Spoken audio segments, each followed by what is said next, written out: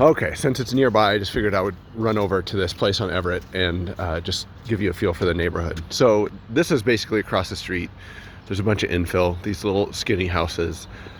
This neighborhood is an interesting mix of, there's some infill where some of these older houses have been torn down and these have been built. These are probably all like 15 years old. And then you can see like right next door, there's an older house that maybe needs a little bit of love.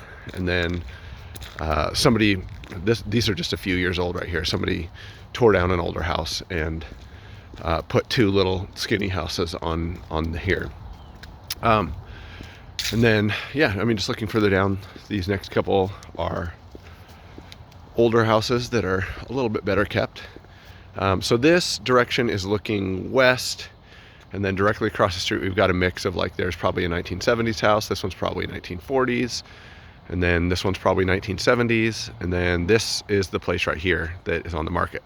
So there's a tenant here, so I'm not going to roam around a whole lot, but you can see there's a staircase on the back. Presumably that is the entrance to the upstairs unit. And then you've got the front door here for this front unit. Got some big trees that basically were just lopped off. So I'm sure these are dead. And these stumps, they're probably fine for a decade, but at some point you're gonna have to have somebody come in and get rid of these. But I mean, it's a cool, eclectic looking place. You can see there's a bunch of, it looks like they've just got some cedar trim on here and it's green. The roof looks like it's in relatively good shape. I mean, I would guess it's probably like 10 years old. And then around the side here, there's just a parking spot. So no garage, but there's enough space here for 4 to maybe 6 cars if you packed them in, and a little shed. There's an alleyway behind here. I don't know how big the backyard is or how much space there is, but there's an alleyway.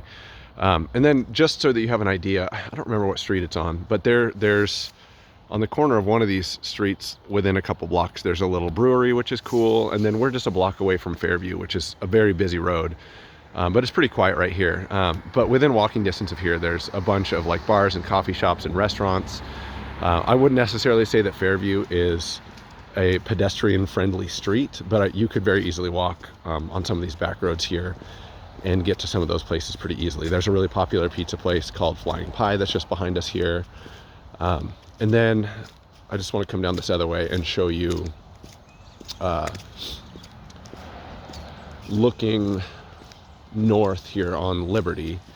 So if you're looking at Google Maps or something like that, this block here is Liberty.